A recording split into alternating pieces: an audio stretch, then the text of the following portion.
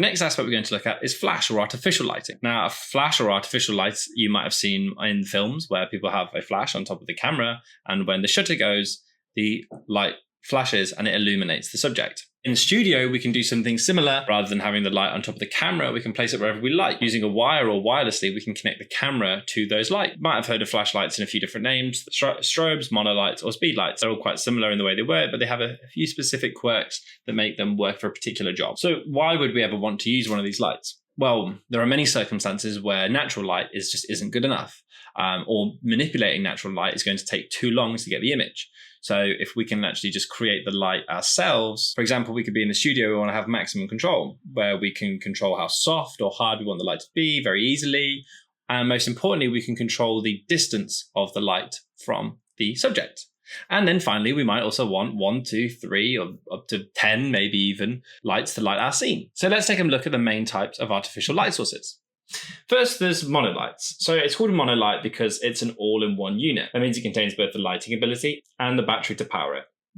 I personally use monolights because I find them the easiest to set up, and they travel relatively easy while being powerful. The next is the pack and head system. These are less common than they used to be as batteries have advanced. But pack and head systems tend to be a lot more powerful, meaning that we can get even more light into the studio. And one big power pack can generally connect multiple lights to the single pack. Now, these are used in larger studio setups or for multiple light control. And then finally, the speed lights. These are the small flashes that you've probably seen before on the top of a camera in films or out and about, particularly at weddings maybe. They're smaller, portable flashes, often used on camera with small modifiers.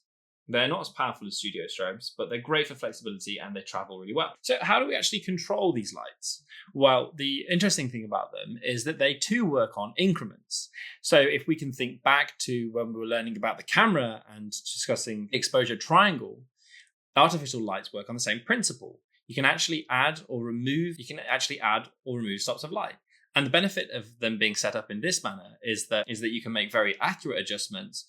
If I was to increase the aperture of the camera, I could decrease the power of the light to an equal amount and ensure that the exposure stays the same. Now, the way that the camera works with these artificial lights is if it's a wireless, you usually have what you call a trigger. And the trigger is a dongle that attaches to the top of the camera into the hot shoe mount. And you can usually control 1, 2, or in some cases up to 32 lights at a time wirelessly, selecting the power of those lights. Let's talk about a little bit more like why you actually want to use these lights in a studio. They give you the opportunity for a lot more precision. I can place the lights exactly where I want to. I can micro adjust them, moving them just a few centimeters at a time, so I can perfectly dial in the lighting conditions that I want. And the fact that you can actually do that means that in the future, if you create a lighting setup and you document that lighting setup, you can then replicate it down the line. Another reason that we would prefer to use artificial studio lighting over using natural lighting is natural lighting is not consistent. It's not consistent in its brightness, and it's not consistent in its color. And as a result, our images won't be consistent themselves. Then there's the ability for artificial lights to freeze action. Very good lights have the ability to shoot at a fraction of a second, even 1,000th of a second. Now, what that does is we can freeze motion in the studio. So we could be dropping something, and when it's falling through the air and we take a picture of it, we can perfectly freeze that motion without any trails of motion blur behind it. And this is really hard to do without lots and lots of available natural light. And at the same time, again, as we said before, we've got all of those aspects of precision enable us to control exactly the look of the light. If you're working in a studio, you're almost always going to want to be working with artificial lights.